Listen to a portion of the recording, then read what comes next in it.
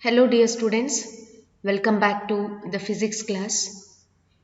In the last video lecture, you have studied introduction regarding chapter 3, that is current electricity.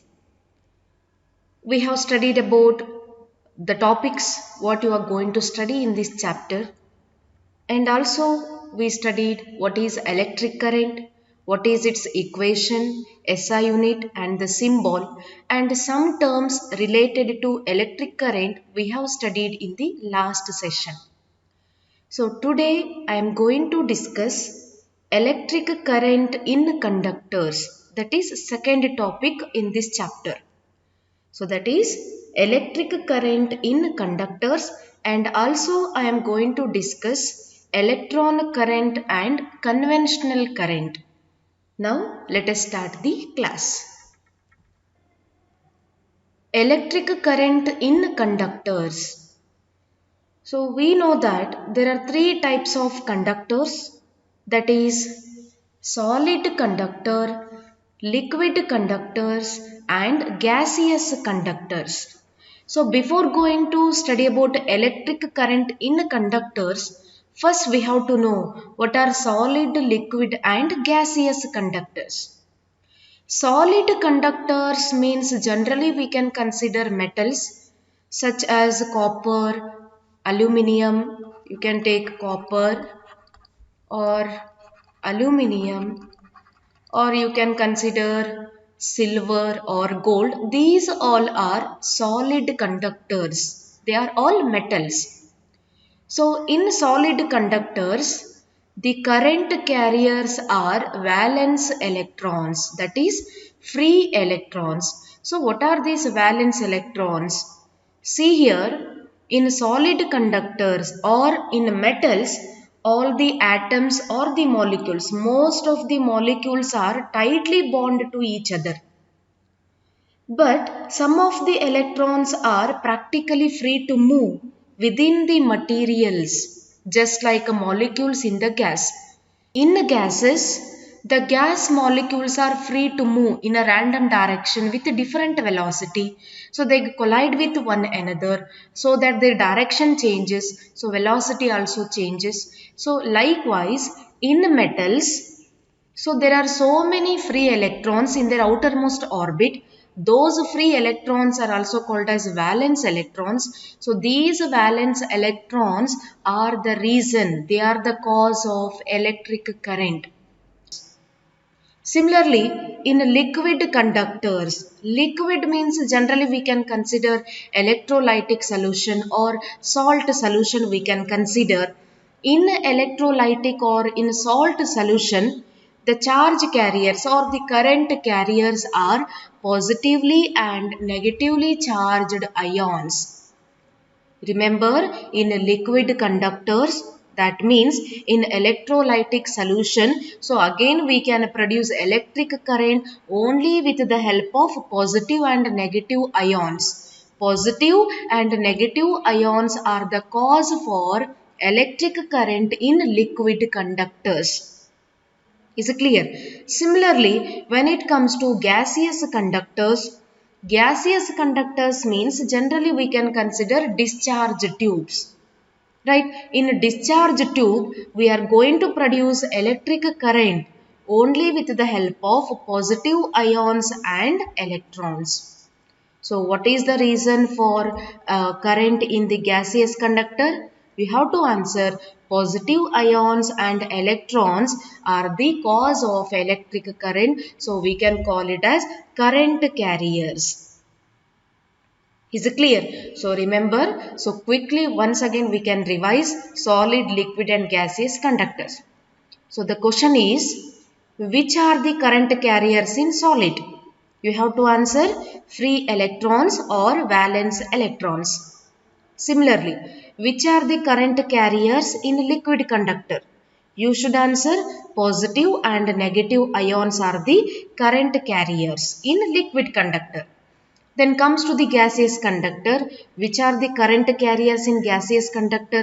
The answer is positive ions and electrons are the current carriers.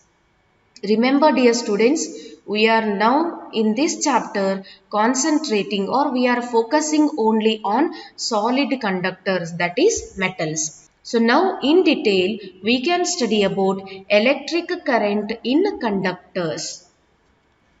So current carriers are charged particles whose flow in a definite direction constitutes electric current, that we already studied in the last video lecture. Current carriers, so that means we have to consider charged particles. Charged particle means we can consider uh, positive or negative ions, or electrons we can consider. So these are the current carriers. If these charged particles are flowing or they are moving in a definite direction, if they are moving in a definite direction, then that constitutes electric current. That means the rate of flow of charges in any given cross-sectional area normally. So then that constitutes electric current.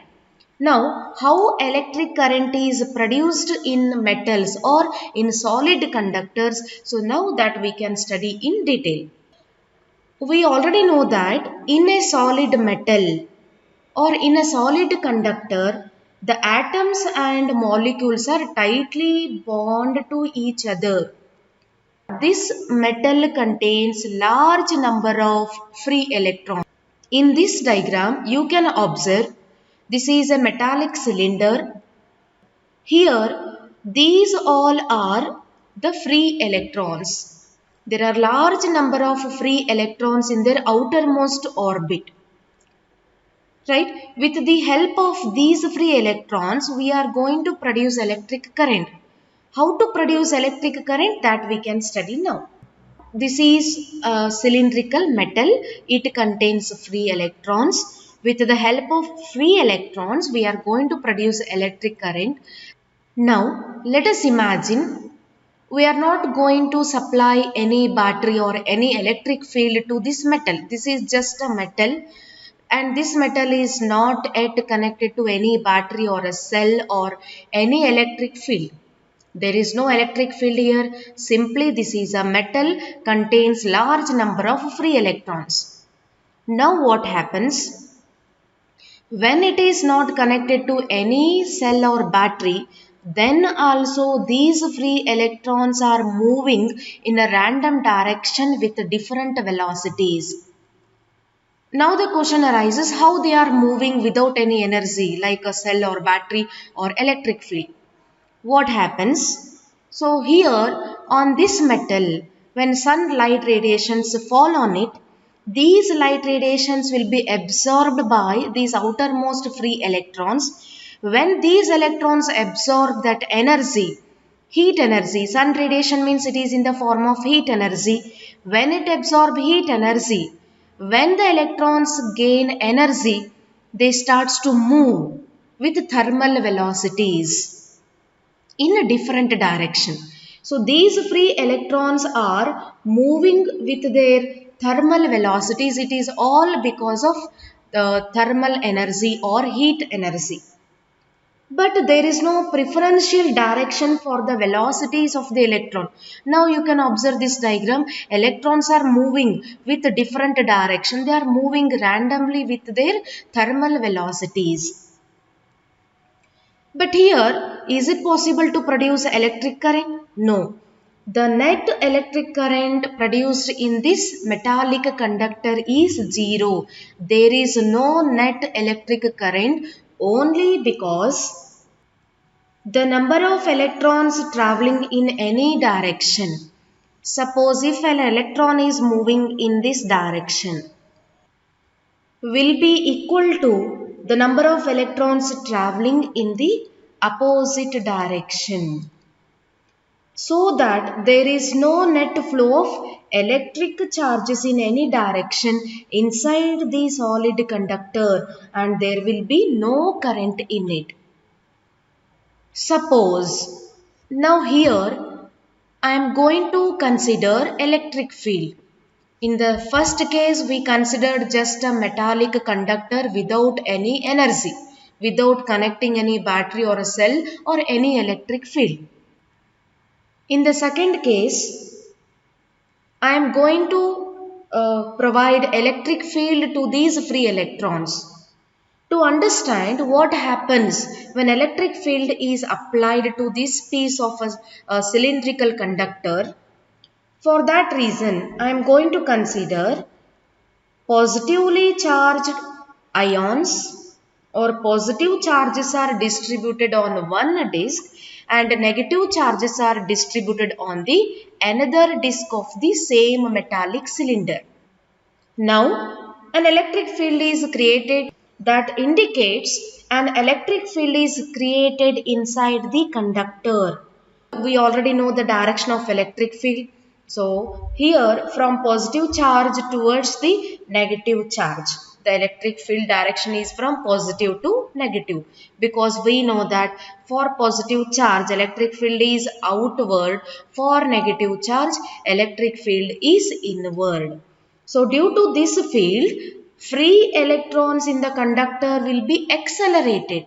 That means when electric field is supplied to this conductor, free electrons experiences electric field so that electrostatic force is produced and these all free electrons are accelerated towards positive ions or positively charged disk. That means all these free electrons starts to move towards the first disk, that is positively charged disk. Because these all are electrons, they are having a negative charge, so negative charges are moving towards positive charges because of electrostatic force of attraction. So all these charges will be accelerated towards the plus q. So when it is accelerated towards plus q or positively charged disk, then it will neutralize all the charges on the disk. When negative charges come towards positive charges, positive negative means they will get cancelled because of force of attraction and that neutralize the first disk. And that means the motion of electrons will be there till the electric field exists inside the conductor. Remember, these all free electrons are moving towards positively charged disk only because electric field is present. When they are moving towards a positive charge, because of force of attraction, so positive and negative charges cancelled each other and it can neutralize the disk. After neutralizing, there is no electric field. So that indicates the flow of electrons takes place until electric field exists. If there is no electric field, then there is no flow of electron, so that there is no current. So in this situation, there will be a current only for a short interval of time and no current thereafter. Is it clear? So this is only when this metallic cylinder is attached to positively charged disk and negatively charged disk. So in the second case, we can easily understand that free electrons, when they experience electric field, then these free electrons starts to move towards positive charges. When they are moving, flow of electron that constitutes electric current and this current will present only if this electric field is existed. If there is no electric field, then there is no current. That indicates we can produce electric current in a conductor when electric field is supplied and this current can present only for a short interval of time. That is only when electric field is present. Now, I am going to consider third case. Electric current in a conductor when it is connected to battery or a cell. If we supply a steady electric field inside this conductor by connecting a cell or a battery across two ends of the conductor, then there will be a continuous steady current in the conductor. That means positive terminal and this is negative terminal of the battery. Positive terminal of the battery is connected to one end of the metallic cylinder and negative terminal of the battery is connected to another end of the metallic cylinder. So this battery that can provide steady electric field to this metallic cylinder.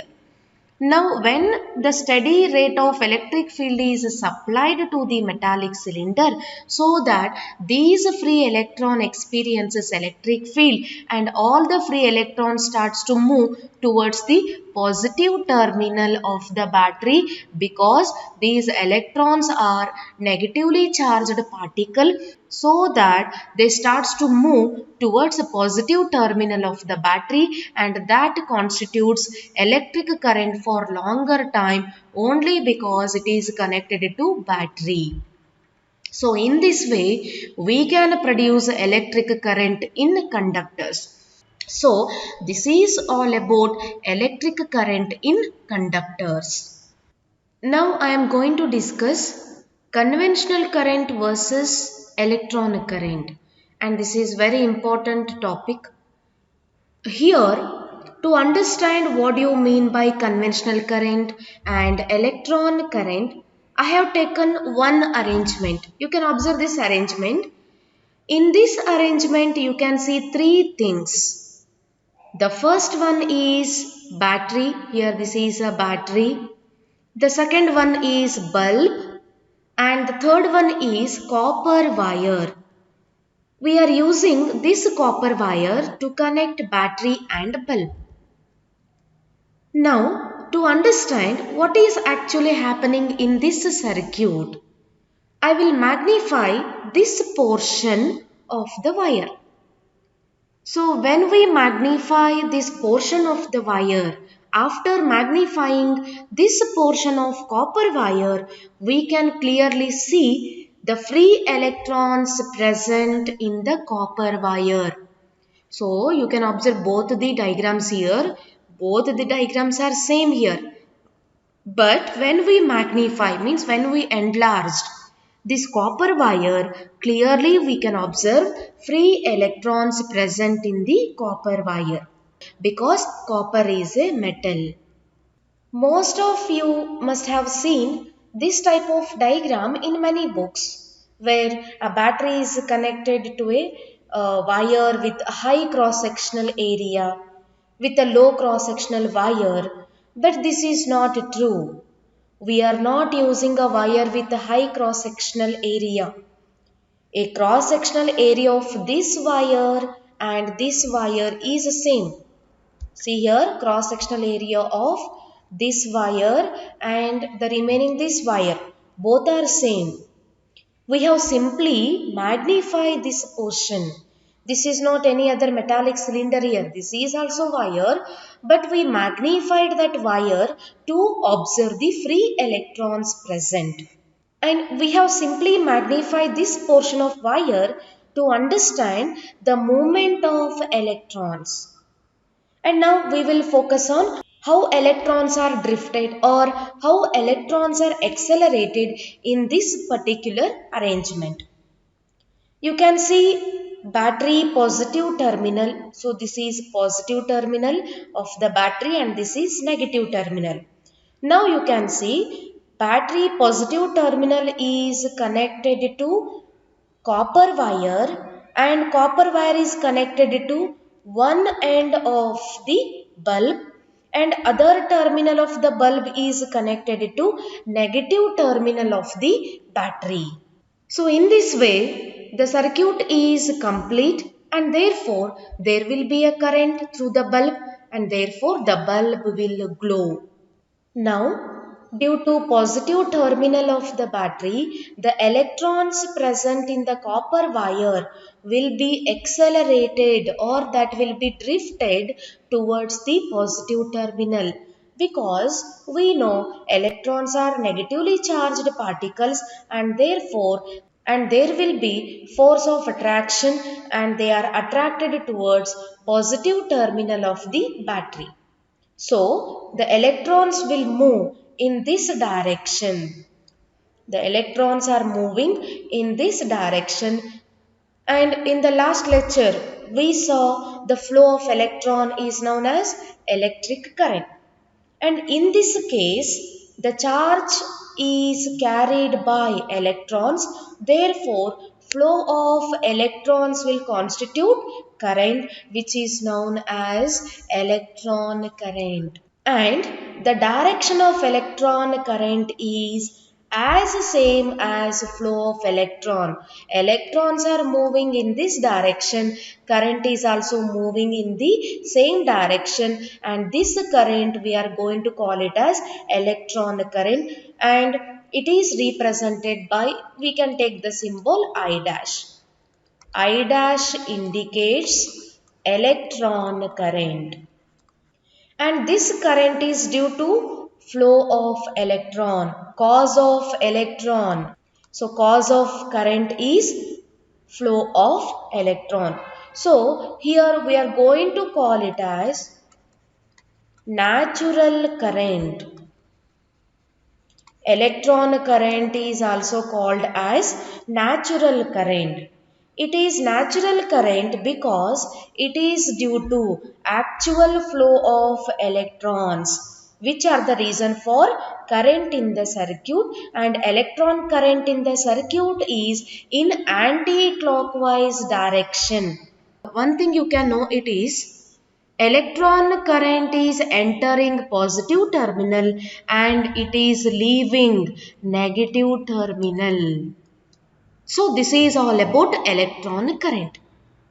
Now we talk about another current which is called as conventional current. In earlier days, people assumed the flow of current is due to positive charges. But later on they came to know that the flow of current is due to movement of electrons.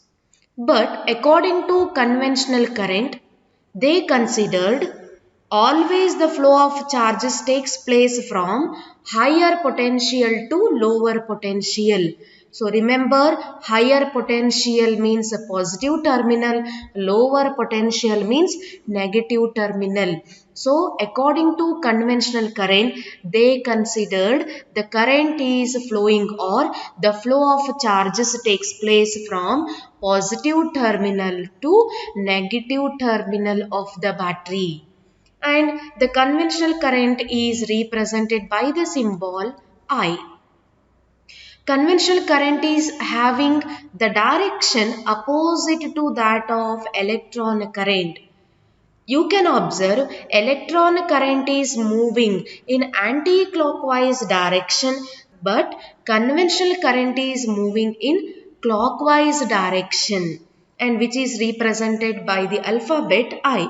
So in this circuit, the conventional current will be leaving the positive terminal. Here you can observe it is leaving the positive terminal and it is entering the negative terminal of the battery. So current I leave positive terminal and the current I enters the negative terminal. So it is very important because throughout the analysis we are going to use conventional current, not electron current. And you can observe one more point. Conventional current is along the direction of electric field. We studied in the last chapter that the direction of electric field for positive is outward and for negative is inward.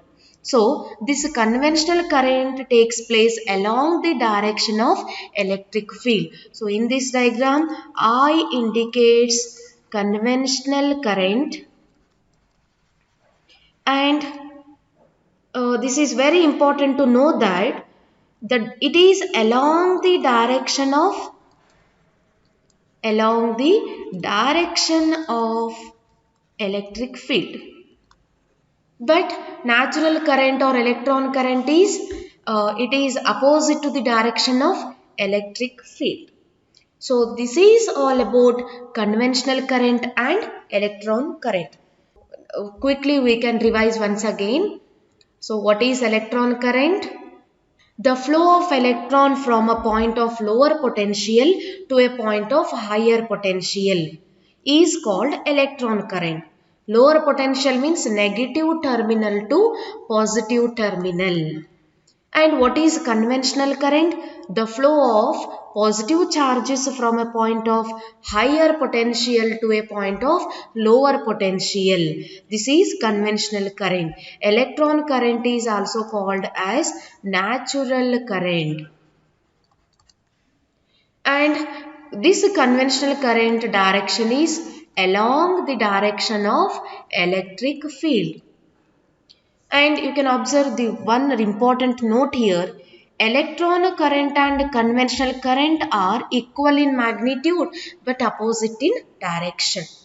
So remember, throughout the analysis we are going to use conventional current. This is very important. So we are going to consider conventional current. Now we can study about current density. So what is density? And density is generally denoted by rho. Rho equal to mass per unit volume. So this is mass density. So we are talking mainly about mass of the object. So we can call it as mass density. And also we studied about optical density in ray optics. Optical density is completely related to velocity or speed of light. According to the different optical density, speed of light changes. And that also you have studied in ray optics. Mass density, optical density we have studied. Now this is current density, which is denoted by the symbol J. Current density is denoted by J. Then how to define current density? The current density in a conductor is defined as the current flowing per unit cross-sectional area. The current flowing per unit cross-sectional area of the conductor. That means how much current is produced per cross-sectional area, per unit area. So that is given by the equation J equal to I divided by A. So what is current density? This is current flowing per unit cross-sectional area of the conductor, and that constitutes current density, and it is denoted by J. So J equal to I divided by A. A indicates cross-sectional area of the conductor. I indicates current flowing through a conductor. And current density is denoted by J. So this is a vector quantity because it is having both magnitude and direction. And the unit of current density. Current is measured in terms of ampere, and the SI unit of area is meter square. So the SI unit of current density is ampere per meter square. So in this session we studied what is electric current in a conductor. So which are the current carriers in solid, liquid and gaseous conductors, and we studied the important topic, that is what is electron current and what is conventional current, and this is the last one, current density. So in the next session I am going to discuss about Ohm's law.